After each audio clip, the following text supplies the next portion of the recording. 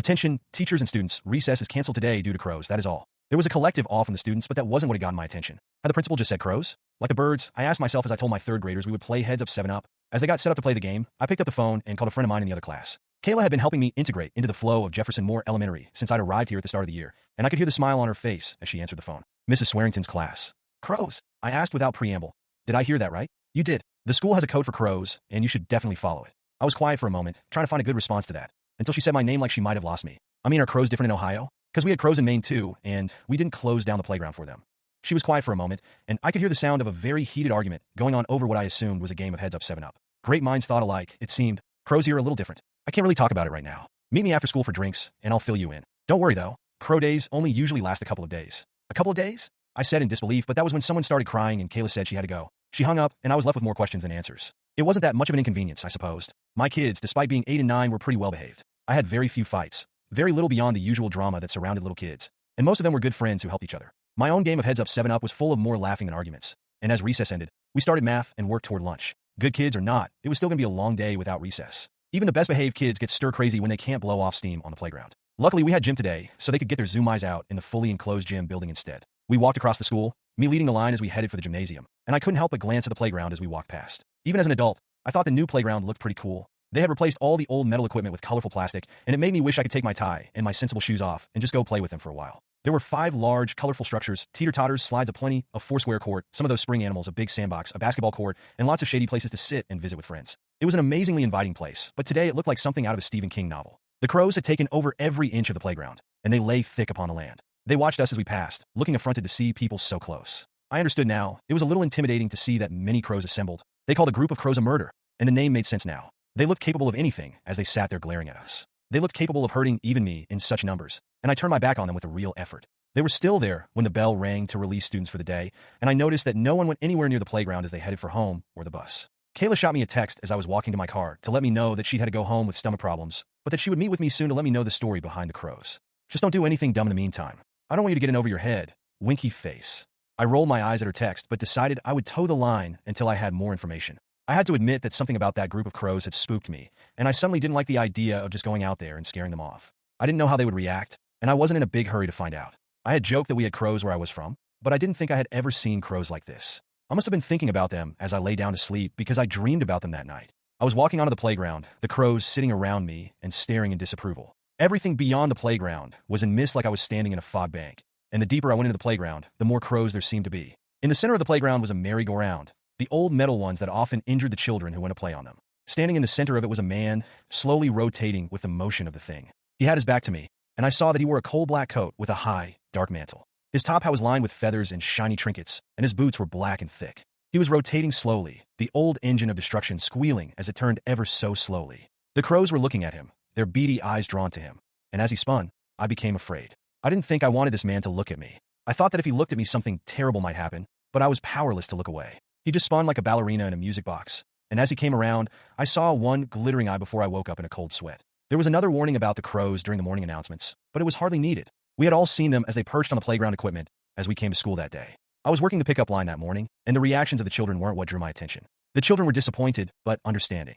No, it was the reaction of the adults as they caught sight of the crows. There were some transplants, like me, who looked at it like an oddity, but it was the local parents that really caught my eye. They looked at the playground like a source of childhood trauma, and many of them made sure to tell their children not to go to the playground under any circumstances. Keep a close eye on her, one mother said to me as her kindergartner walked inside, her pink coat making her stand out amongst the sea of children. I had hoped they wouldn't come back this year. Damn him. She whispered, and then looked at me like she had said too much before driving off in a controlled hurry. We settled in for today's lessons, but you could tell that the mood was muted. They didn't have gym to look forward to today.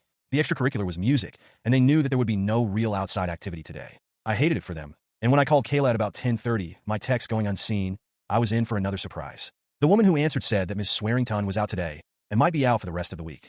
Poor dear. She caught that bug that's going around. I hope she didn't leave it behind when she was here yesterday. I hear it's nasty. I didn't even have lunch with my friend to look forward to, it seemed, and I settled in for a long day. As the class played hide and seek during indoor recess, I noticed that one of my students was still at her desk. Lisa was coloring up a storm, really putting swirls on her paper, and I came up to check what she was drawing. She looked absolutely focused on what she was doing, showing no interest in the other students or their games. It was odd to see that kind of focus in a kid her age, and she jumped a little when I came up behind her and tapped her shoulder. Watcha, I started, but when I looked at the page it took my breath away. She had drawn the playground from my dream perfectly, complete with the man in the dark cloak and top hat. He was standing on the merry-go-round, arms extended to the sky, and the crows were flying all around him. The picture was way too detailed for someone her age, much too good for someone not even in middle school, and when she looked back at me, she asked if I'd seen him. Who? I asked, though I knew who she meant. The Crow Count, she said matter-of-factly as if it was something that everyone knew. I haven't, I lied, picking up the picture and getting a better look. Who is he? Mommy says not to talk about him, Lisa said, looking guilty as if realizing she shouldn't have been drawing him either. I won't tell, I said as I put the page back on her desk. Is he a friend of yours? No, Lisa said, and she sounded afraid of the idea that someone might think he was friends with her. The Crow Count isn't anyone's friend. He brings the crows here, at least that's what Mommy told me. She said I must never go into a big group of crows or the Crow Count will take me away with the murder.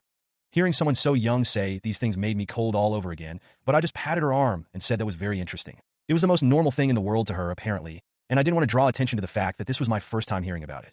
I left her to her coloring, telling my students they had about 5 minutes left for indoor recess before going back to my desk. I googled Crow Count and crows in Ohio, but I didn't get much. Crows in Ohio brought up memes because of course it did, but Crow Count brought up only a single entry. It was an old Germanic legend about a ruler of crows who sometimes took children to feed his flock or young girls to be his bride. Neither were ever seen again, but it was the excuse for telling children to avoid large groups of crows, something associated with battlefields and death. The depiction, something taken from an old storybook, was very familiar. A courtly fellow in a tall hat with feathers and a dark cloak. I clicked off, oh fit, feeling my stomach tie itself in a knot, and began geography. I was still thinking about it at the end of the day as the bell rang and everyone headed for home. The playground was still full of crows, and it was hard not to imagine that I could see someone on the playground among them. Could that be the hatted gentleman, the Crow Count? I didn't dare look too long, but I was beginning to get a little tired of this. 2 days with no outdoor recess was beginning to take a toll on my students. I didn't know what we'd do if this went on much longer, but it appeared we'd never find out.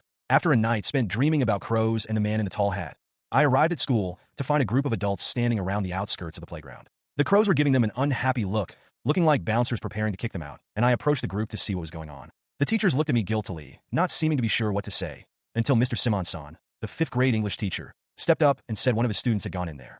Samantha Parks was walking across the track, heading for her first class, when she stopped and looked at the playground. It was like something had entranced her, and she walked slowly away from the track and headed into the playground. Has anyone gone in after her? I said, afraid the birds might hurt her. The others shook their heads, and I felt a rage bubble in me as I dropped my bag and walked toward the playground. Crows or no crows, I was going to let a student get injured without trying to help them. Mr. Simonson caught my arm as I tried to go in. He won't like it if you disturb him, he whispered, looking ashamed as he said it. Who? I asked, squaring my shoulders and looking at him darkly. The Crow Count? He looked surprised that I knew the name, but when he let me go, I walked straight onto the playground and away from the pack of cowards. The crows watched me, hostility in their beady eyes, but they made no move to attack me as I walked among them. It was exactly like my dream. The crows covered everything, their numbers having risen in the 3 days they had been here. Their murder was huge, the equipment looking like a giant crow as they sat on every empty surface. It was a mass of wings and feathers and beady black eyes, and I walked within that heaving black sea of aviance. I came to the center far too soon. He was standing on a merry-go-round, the metal battered and the paint faded and chipped. It looked as if it had been moved through time, and he stood in the middle of it as it turned ever so slowly. The crows guarded him, leaning closer as if making ready to charge me if I tried to attack him, and he seemed utterly at ease. He was dressed in the same black hat with feathers around the brim, the same black cloak, dark as a raven wing, and the same leather boots that looked like they had walked across the ages to be here. He looked like he could have known Vlad Tepes, could have watched an original Shakespeare play, could have wielded a knife as it slew Caesar. He was ageless, an engine of destruction as much as the one he stood upon, and as he turned, I saw the girl kneeling on the hot top. She was tall for 10, looking like a woman more than a child, and when I took a step toward her, the man spoke. Do not touch what belongs to the crows. I stopped, despite myself, and as I looked up I finally got a look at him. His face was young, his hair a perfect salt and pepper, and his features were sharp and angular. He looked like a painting in a museum, a man out of time, and as he came fully around he looked like nothing so much as a demon in human form. His eyes, however, were what drew me the most. They sparkled, the cornea like the faucets of the gem. No wonder the crows followed him. His eyes were something they would desire above all other things, and I wondered if they would take them from him when his life finally came to an end. Somehow, despite being captivated by this strange man, I found the courage to speak. She does not belong to you. She is of this school, and under its protection, under MY protection. The man sneered. You would dare tell me what treasures I may take? This is my domain, and I take what I want. Not today, I said, and the girl shook off whatever spell she had been under and began to hyperventilate. Where am I? She asked, and I tried my best to calm her down. That seemed to be what the crows were waiting for. They flew at us suddenly, buffeting the two of us with their wings and raking at us with their claws. Crows may not seem very formidable, but they're bigger than you think, and there were so many of them that all I could do was pick a direction and run. As long as it was away from the Crow Count, I didn't give a damn where it went. I pushed the girl in front of me, leading her through the throng of crows and getting pretty cut up in the process. I heard her scream as I covered her with my body, putting a hand over my face as I tried to save my eyes. We were running blind, bumping into things, and rebounding back before we chose a different way. I felt like we would never make it out, that the crows would bury us under their mass or just carry us away. I didn't think I'd ever see my class, my students, or anything ever again. And that was when I stumbled out of the cloud and out of the playground. I lay on the ground, covering myself, but the crows were gone. I was breathing heavily, reaching for the girl to reassure her, but she wasn't there. I looked around, trying to find her, but she was just gone. Where was she? Had she escaped? What had? But that was when I heard a massive push of wings and the raised voice of the murder. As I looked up, they all took flight at once, ascending into the sky in a great wave of black wings. In the middle of the cloud, held between the claws of many, many crows, were a pair of people that were soon lost amongst the cloud. One in a tall hat and cloak, and another in the uniform our students wear. All I could do was watch them go, the tears coming as the murder took flight and left our playground behind. The other teachers came up then, helping me to my feet as they took me to the office. The principal was expecting me, and she told me to take a seat as the nurse came in to treat the multiple cuts and abrasions. I'm sorry you had to learn about it this way. It's why we don't often hire outsiders. They don't understand, and it gets many of them killed or worse.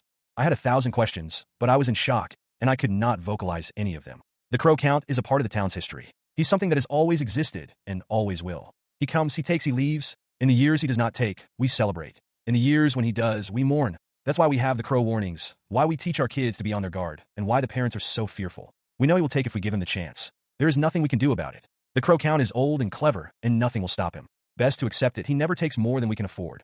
I wondered if the parents I saw consoling each other as I went to leave would agree that it had been a price they could afford. I'm sitting in my apartment now, and I'm 3 sheets to the wind. I don't know if I can keep teaching here, knowing that the Crow Count will be back again, but I don't know what else I would do. I love the job and I love the kids, and if I can keep them safe, then don't I owe it to them to stay? Also, I want to know more about this thing. I want to know what it's here and how it came to be here. Also, I want to know why it takes them and what it does with them once it has them. Above all else, I want to know how we can stop this from happening and stop the crows from stealing what is most precious to us.